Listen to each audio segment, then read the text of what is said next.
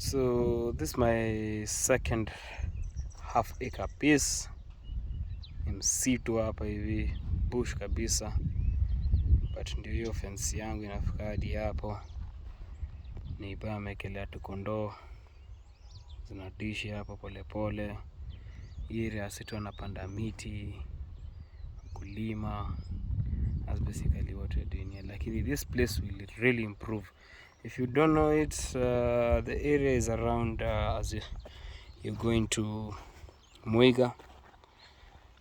Specific name ni Jengo, but this area inaitwa Embassy. So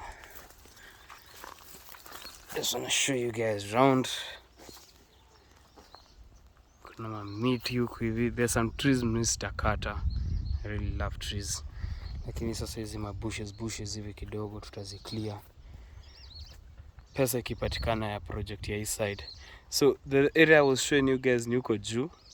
That's where the half acre is, karibu na hao.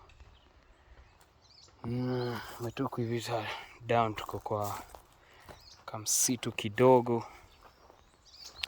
Looks good, man. Looks really good. It's green right now, lakini it's not usually this green. You can see in the ground how dry it is. Kawaida inakuanga kumekauka kidogo, lakini the good thing ni hata kama mvua haipatikani, at least Nyeri manze, there's a really reliable source of water, that is Nyewasco.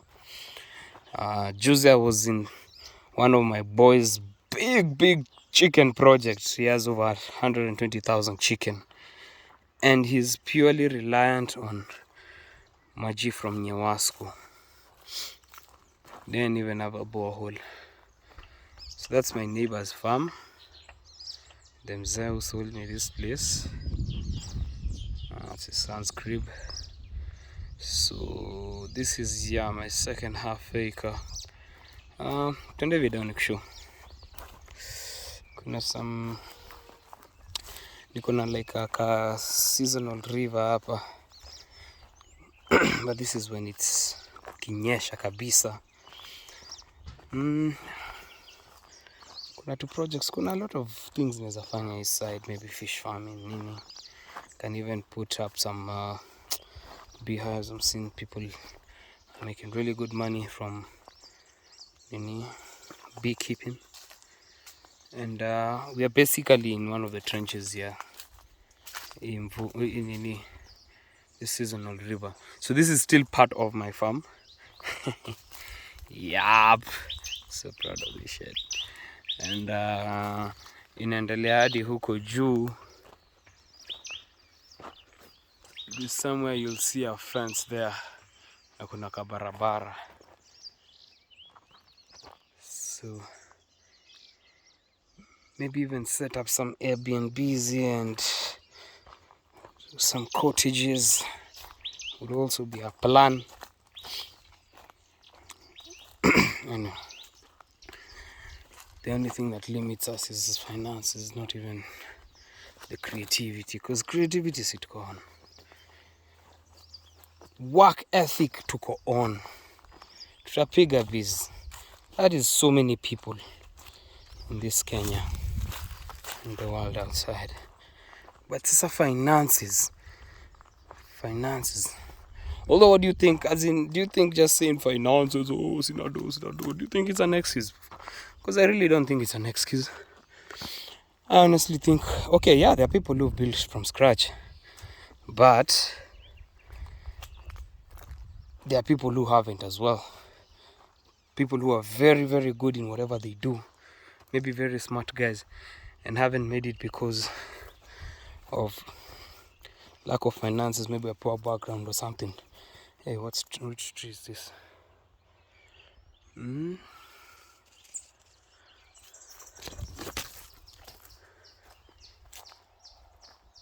The point is, you can't stop. Giving up is not an option. London nilikuwa na show you beacon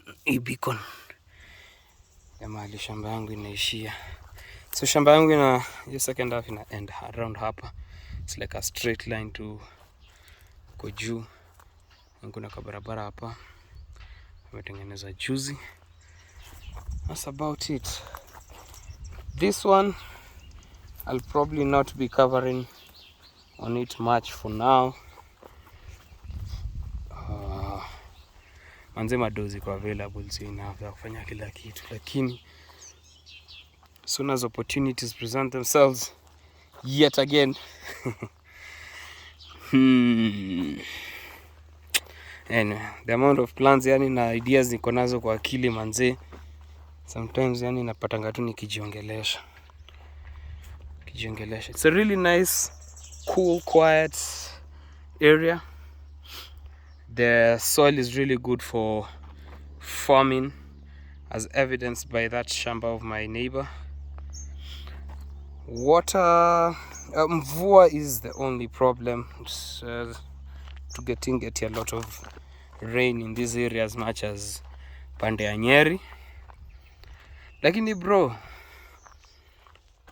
if you have Nyawasco, my friend, nimepiga pasi sana. But as in, you are reliable, let me be honest, man. That's the water. That water comes cool, chill. It's never lacked since in the 2 years I've been here.